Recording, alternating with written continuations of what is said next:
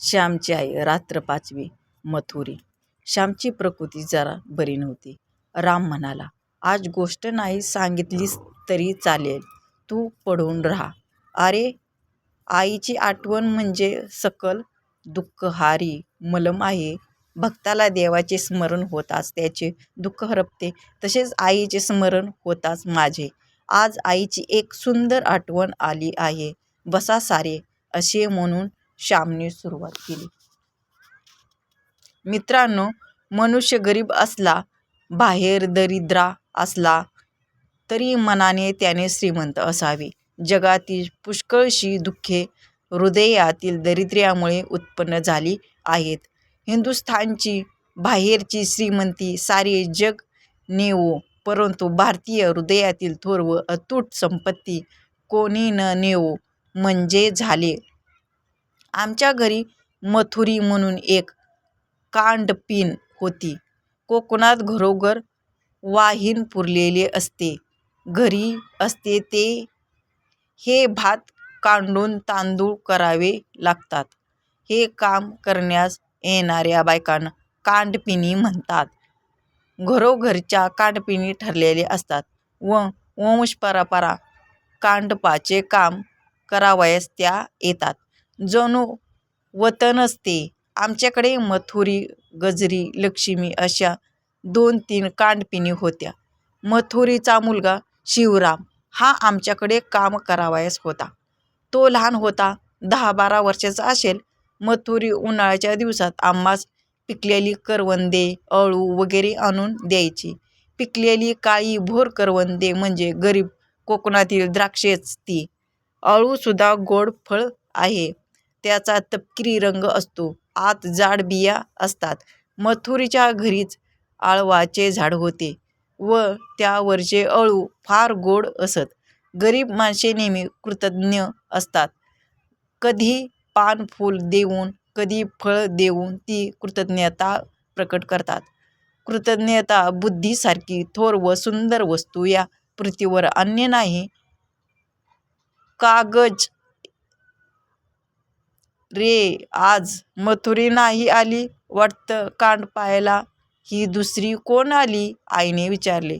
गजरी म्हणाली, मथुरीला ताप आला आहे. मथुरीने या चंद्रीला पाठविले आहे. आपणास कामावर जाता न आले तर दुसऱ्या कोणाला तरी ते करावयास पाठवून ते काम अडू न देणे ही कर्तव्यबुद्धी त्या गरीब मोलकरणीतही होती. बराच आला आहे का ग ताप? आईने विचारले. इतक्यात मथुरीचा मुलगा शिवराम आला व म्हणाला, श्यामची आई, माझ्या आईला आला आहे ताप. तिला बरे वाटले म्हणजे येईल कांडायला. तोवर ही चंद्री येत जाईल. बरे हां, आई म्हणाली. शिवराम काम करण्यास निघून गेला. कांडपिनी भात मोजून घेतले. आई कांडण घालून धुणी घेऊन विहिरीवर गेली. दुपारी 12-1 वाजता आमची घरातील जेवणे झाली. शिवराम घरी जातो म्हणून सांगायला आला.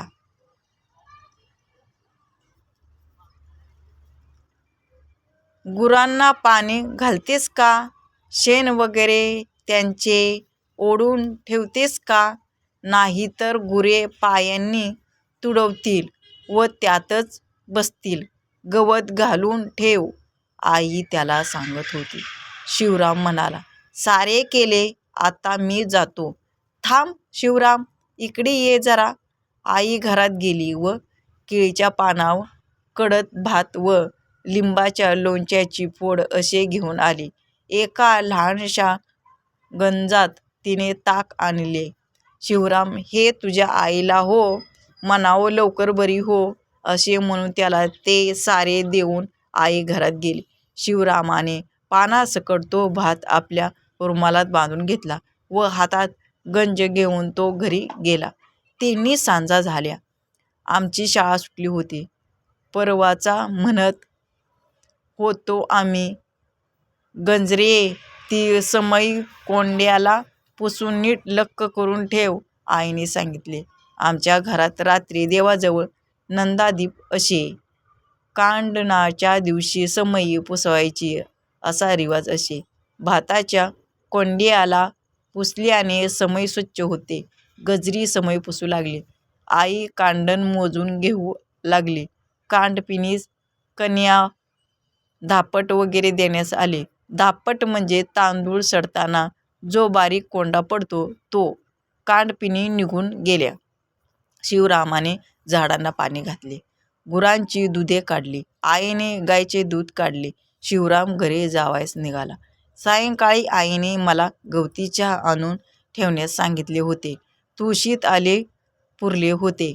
त्यातील आले उकरून काढले. आई शिवरामाला म्हणाली, शिवराम, हा गवती चहा घेऊन जा. हां, आल्याचा तुकडा घे. घरी काढा कर. त्यात 4 धने व पिंपळाचे पान टाक व कडत कडत आईला द्या. मग पांघरून घाला, म्हणजे घाम येईल व मोकळी होईल. थांब हो, 2 खडी साखरेचे खडे पण देते, असे म्हणून आई घरात गेली व खडीसाखर घेऊन आली. शिवराम सारे घेऊन गेला. मथुरेने शिवरामाला विचारले, शिवराम, हे कोणी दिले? शिवराम म्हणाला, श्यामच्या आईने. मथुरी म्हणाली, देवमाणूस आहे माऊली, साऱ्यांची काळजी आहे तिला. मथुरेने रात्री तो गवती चहा घेतला तरी तिला घाम आला नाही. तिचा ताप निघाला नाही. सकाळी शिवराम पुन्हा कामावर आला. शिवराम, तुझ्या आईचे कसे आहे? आईने विचारले.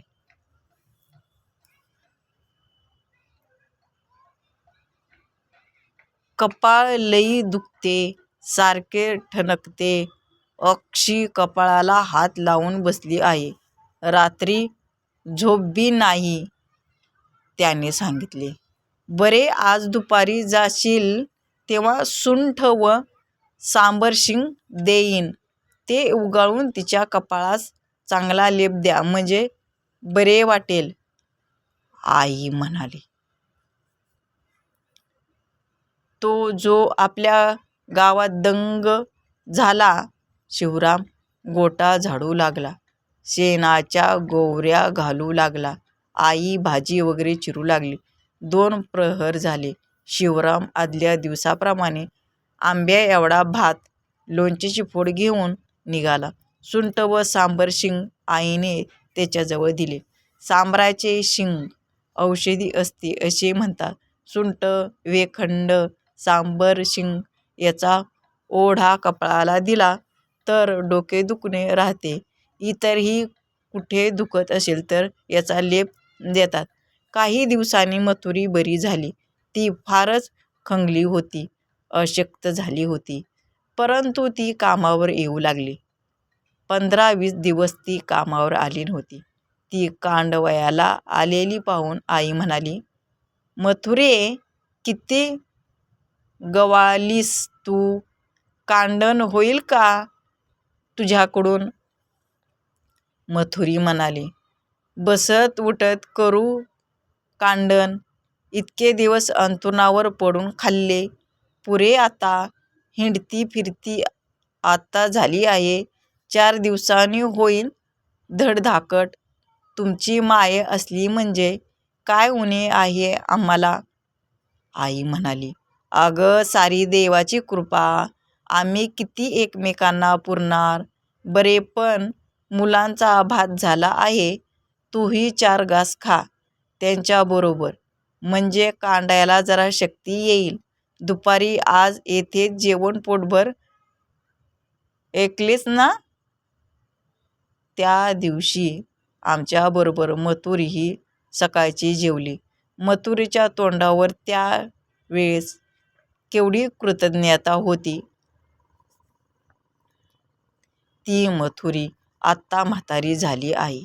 मी एखाद्या वेळेस कोकणात गेलो तर मथुरीला भेटावयाला जातो. तिच्या तोंडावर सुरकुत्या पडल्या आहेत, तरीही एक प्रकारची प्रसन्नता व वात्सल्यता तिच्या तोंडावर दिसते. मी जाऊन पाया पडतो तर ती म्हणते, अरे हे काय श्याम?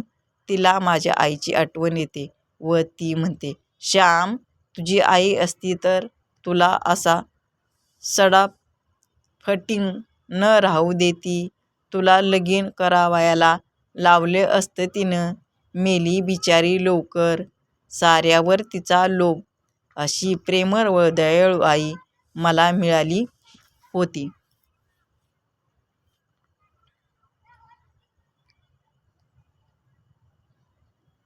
व्हिडिओ जर आवडला असेल तर व्हिडिओला लाईक करा, शेअर करा आणि सबस्क्रायबर पण करा.